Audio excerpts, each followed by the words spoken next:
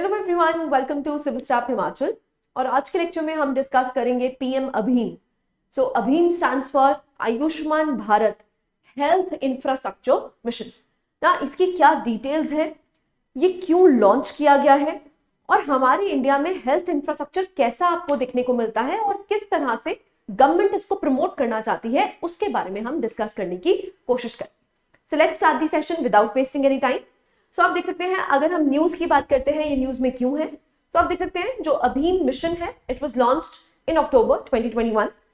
इसमें हम करना ही क्या चाहते थे, बेसिकली जो कोविड-19 पैंडेमिक हुआ था उसने हमारे इंडियन हेल्थ केयर सिस्टम को एक्सपोज किया और जो भी गैप्स इंट्रोड्यूस थे, जो हमें पता चले कि ये गैप्स हैं, उसी के लिए यहाँ पर अभीम लाया गया था, राइट।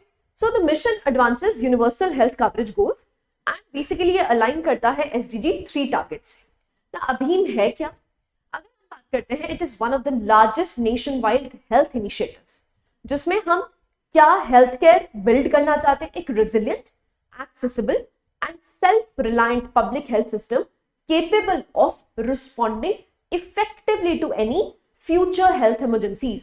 ना कल को ऐसा कोविड-19 जैसा ब्लैक स्वैन मोमेंट होता है तो उन हेल्थ इमरजेंसीज के लिए हम एक तरह से बिल्कुल रेडी हो, इसीलिए अभीम को लॉन्च किया गया था। ना अगर हम इसकी इंप्लीमेंटेशन की बात करते हैं तो बेसिकली ये ब्रिज करता है the service delivery gaps, specially between the urban and the rural areas.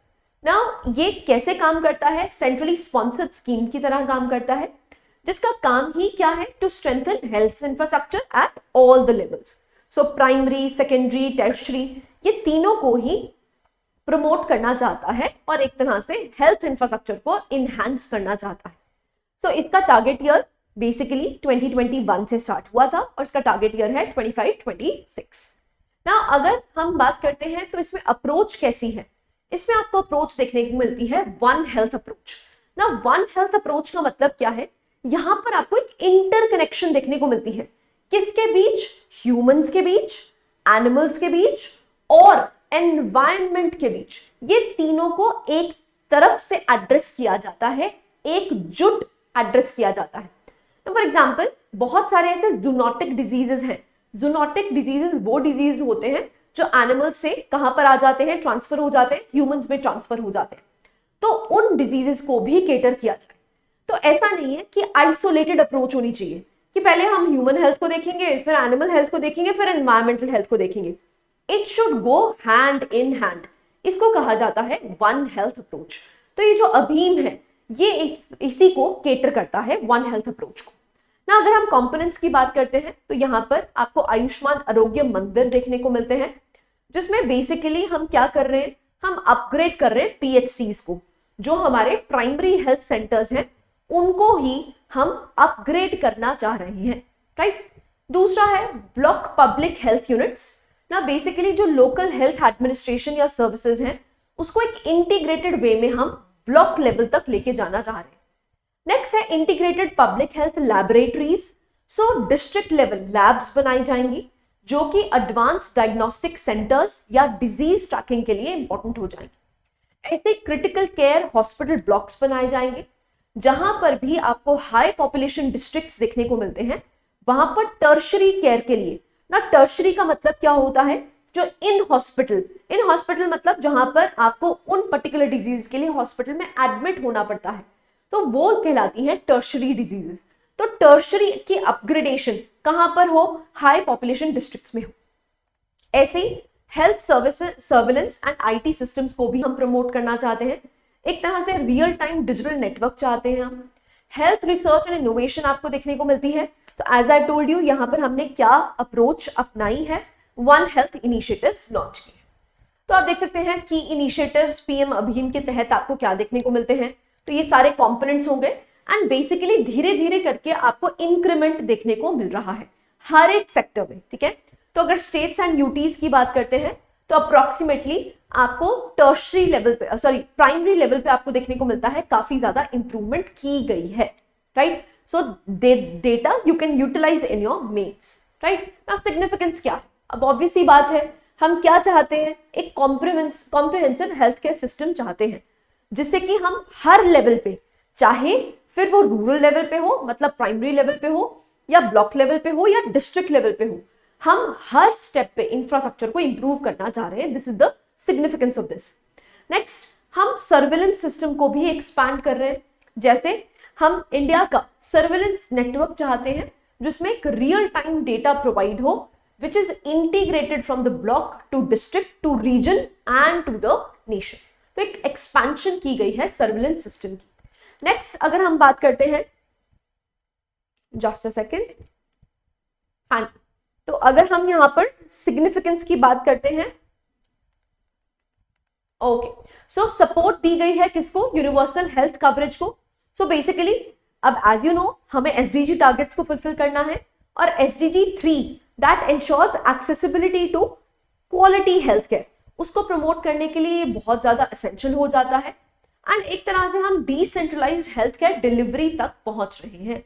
तो चाहे सब हेल्थ सेंटर्स हो, चाहे establishing the urban health and wellness centres, so जो भी अंडरसर्व्ड एरियाज रह चुके हैं even in the urban areas, उनको भी हम इंटीग्रेट करना चाह रहे हैं. Right, so these are some significant points of अभी. ना अगर हम और इनिशिएटिव्स की बात करते हैं, तो और इनिशिएटिव्स आपको कौन से देखने को मिलते हैं हेल्थ से रिलेटेड? एक है national health mission. So basically it is community owned and decentralised health care system, जो बेसिकली 3 एयर्स को फुलफिल करना चाहता है: accessibility, affordability and equitability. Next आता है that is national health policy, 2017 में लाई गई थी ना. बेसिकली ये ग्राउंड वर्क तैयार करता है जिससे कि हम इंडिया के हेल्थ केयर सिस्टम को बिल्कुल ट्रांसफॉर्म करना चाहते हैं. तो यहां पर आप देख सकते हैं जो कम्युनिटी बेस्ड हेल्थ सिस्टम्स हैं उनका रोल को हाईलाइट किया गया है, और किस तरह से जो लोकल सेल्फ गवर्नमेंट इंस्टीट्यूशंस हैं वो कैसे इस हेल्थ सेक्टर को इंप्रूव कर सकते हैं उसकी बात की गई. ऐसे ही अगर हम बात करते हैं तो आयुष्मान भारत स्कीम देखने को मिलती है, जो कि आपको वर्ल्ड की one of the largest schemes देखने को मिलती है. So it is build on what? National health mission accessibility. Right, so वहां पर आपको देखने को मिलता है आयुष्मान भारत स्कीम लेके आए 2018 में. ये एक तरह से हमारा स्टेप है टुवर्ड्स यूनिवर्सल हेल्थ कवरेज. तो यहां पर आपको मेजर पिलर्स कौन से देखने को मिलते हैं? एक तो है जन आरोग्य योजना, एक है आरोग्य मंदिर जिसमें हेल्थ एंड वेलनेस सेंटर्स बनाए गए हैं, एक है आयुष्मान भारत डिजिटल मिशन जिसे कि हम रियल टाइम बेसिस पे डेटा या सर्विलेंस कलेक्ट करना चाहते हैं, और लास्ट आपको पार्ट देखने को मिलता है विच इज पीएम अभीम. अभीम क्या है? Ayushman Bharat health infrastructure mission. तो आप कह सकते हो एक तरह से कॉम्प्रिहेंसिव वे में हम हेल्थ के सेक्टर को इंप्रूव करना चाह रहे हैं. राइट, सो आप यहां पर देख सकते हैं, यहां पर आपको मेंस के लिए फॉर्डर दिया गया है, नेशनल हेल्थ मिशन के बारे में बात की गई है, इवन फूड सेफ्टी के बारे में बात की गई है. ऐसे ही अफोर्डेबल मेडिसिन जिसमें हम जन औषधि केंद्र की बात करते हैं, तो उसको भी हमने काफी सक्सेसफुल किया है. राइट, नाउ WHO के ग्लोबल पैंडेमिक अग्रीमेंट्स क्या है? सो WHO adopted the first global pandemic agreement in its 78th World Health Assembly under Article 19 of the WHO Constitution. So इसका काम क्या है? ग्लोबल हेल्थ सिक्योरिटी प्रमोट करना, स्ट्रेंथन करना, और एक तरह से इक्विटेबल पैंडेमिक रिस्पॉन्सेस की तरफ हम मूव कर रहे हैं. इसको अडॉप्ट किया गया है 20 मई 2025 में, एंड बेसिकली ये इंटरनेशनल कोऑपरेशन को प्रमोट करता है. डायग्नोस्टिक्स इंप्रूवमेंट की तरफ हम बढ़े, वैक्सीन ज्यादा से ज्यादा हो सके, थेरेपेटिक्स की तरफ, प्रिवेंशन की तरफ हम मूव करें, ये इसका टारगेट है.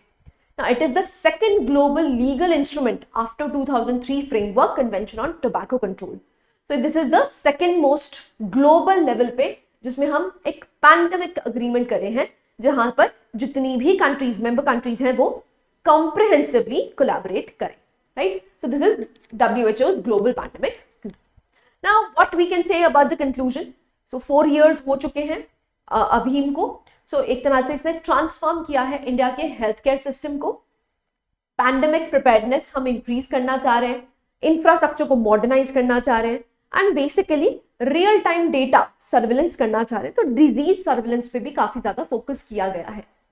तो एक तरह से ये कॉर्नर स्टोन हो जाता है जिससे कि हम अपने इंडिया को क्या बनाना चाहते हैं? Safer, healthier and basically what we want, a equitable future for our citizens.